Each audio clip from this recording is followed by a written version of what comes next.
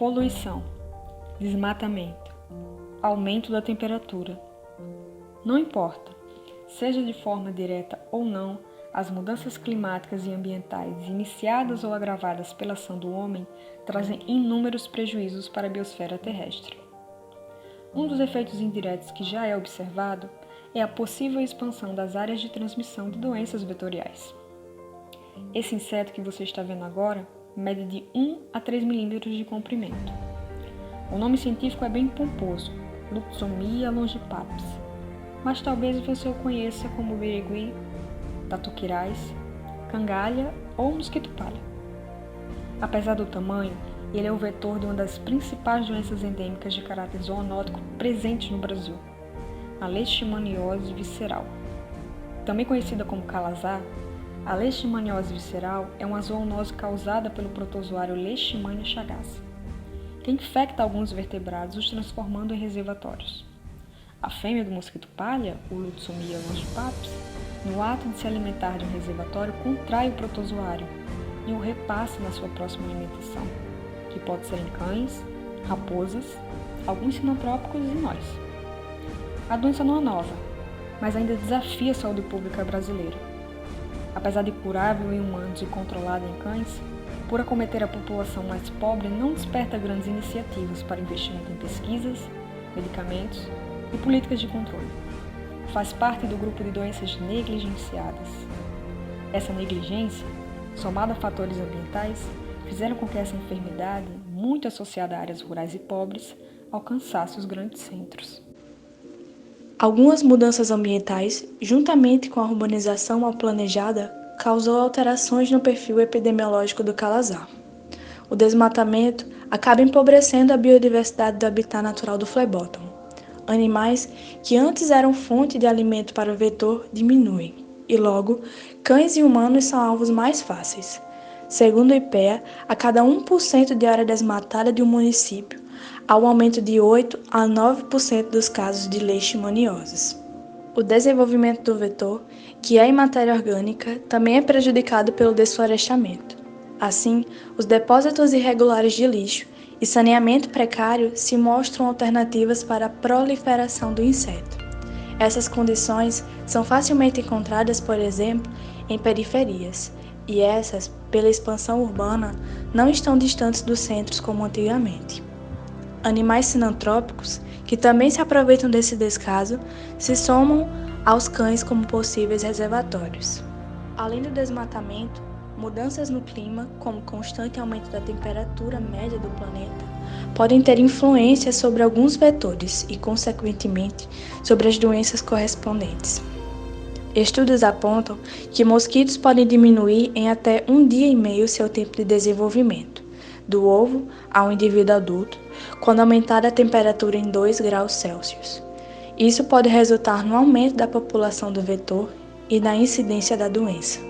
Alteração biológica do estado de saúde de um ser, manifestada por um conjunto de sintomas perceptíveis ou não.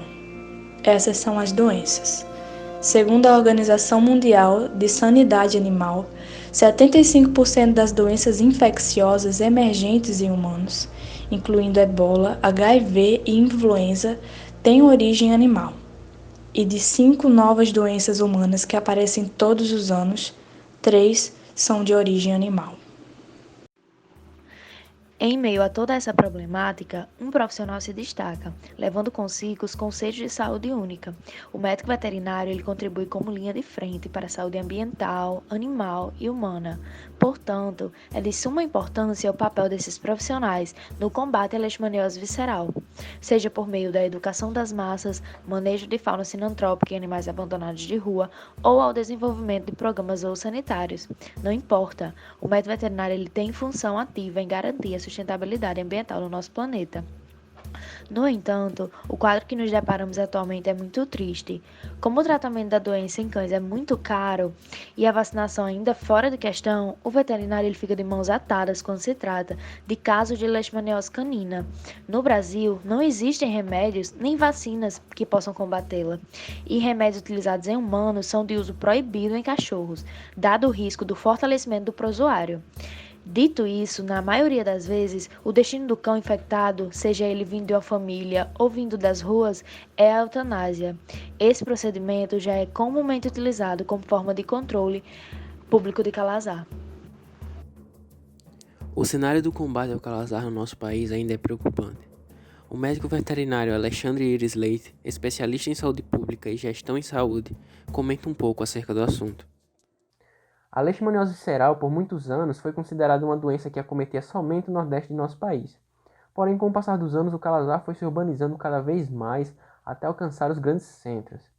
Qual seria o principal fator contribuinte para essa urbanização?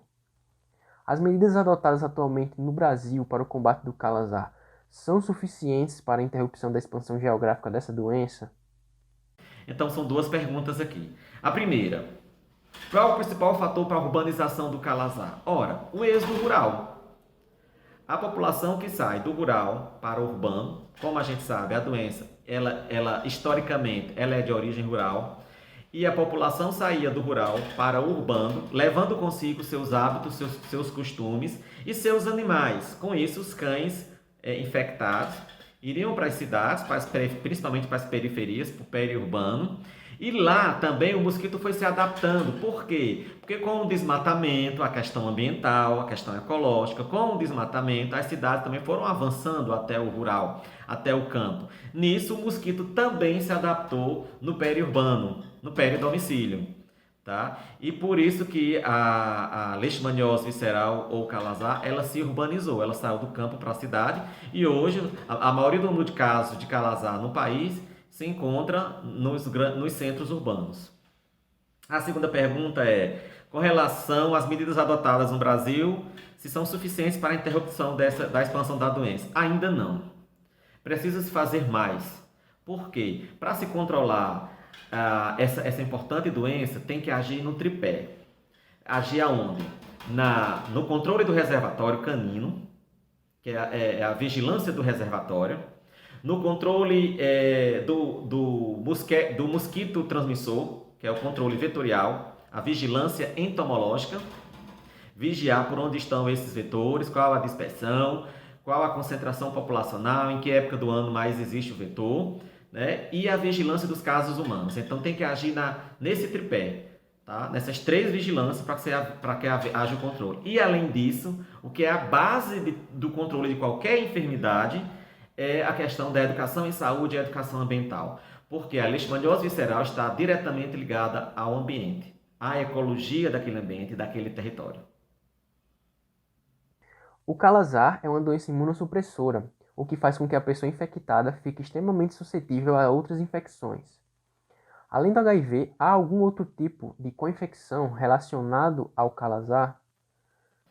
Bem, essa é uma doença que acomete o sistema linfático, tá? Então vai mexer com a imunidade do paciente. E tem-se percebido que no Brasil e em outras partes do mundo, o Kala-Azar ou leishmaniose visceral é considerado uma doença oportunista, bastante comum em pacientes que têm HIV, tá? Então, além de pacientes que têm HIV, existe também outras comorbidades, co-infecções, como as arboviroses, dengue, chikungunya, tá? Podem potencializar o efeito da leishmaniose visceral. Tá? E eu já vi também alguns casos que a leishmaniose visceral associada ao câncer também vai potencializar a ação da doença e podendo ocasionar até o óbito. Tá? Diga-se de passagem que o Ministério da Saúde aqui no Brasil, desde 2016, preconiza que todo paciente positivo para leishmaniose visceral, ele tem que ser feito também o exame para HIV, porque muitos dos casos de leishmaniose visceral podem estar associados com HIV, porque ambas as doenças vão mexer com a imunidade do paciente. No Brasil, o controle da doença é feito através da eutanásia do animal positivo para a leishmaniose visceral. Mas nem todos os animais têm condições de realizar o teste, principalmente os que estão em situação de rua.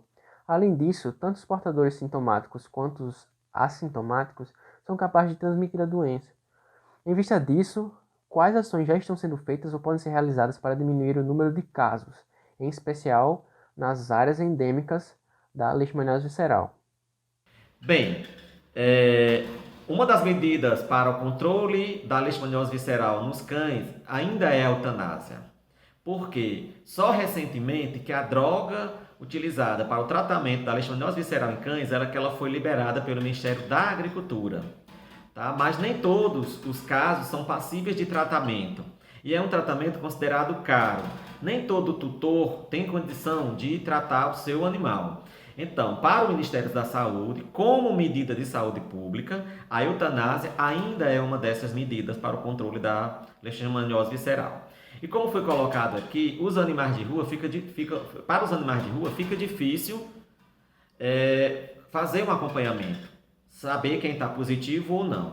Então, o correto seria uma vigilância permanente dos órgãos de saúde pública, dos órgãos de zoonose e das prefeituras, tá? Para que se faça um monitoramento de todos os cães do município e que também, além dos cães domiciliares, os cães de rua também, para que se consiga detectar, encontrar quais estão infectados, com sintoma ou não, para que se tome as providências cabíveis, dependendo da situação, dependendo do tutor, para o tratamento e acompanhamento ou para a eutanásia.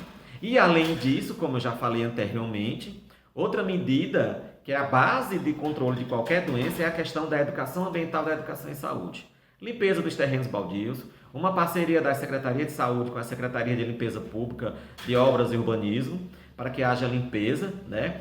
E educação da população, porque a população precisa estar educada, precisa ter conhecimento do que é a doença, como se transmite, que o transmissor é um vetor, é um mosquito, é um invertebrado, que ele se reproduz onde tem lixo, lá no fundo do quintal, onde tem fezes de animais. Então é importante a participação de todos no combate a essa importante endemia que ainda causa prejuízos em saúde pública, prejuízo na questão de vidas, seja vida animais, dos nossos animais de companhia ou vidas humanas. Tá? E um abração a todos, a vocês aí da Universidade Federal da Paraíba.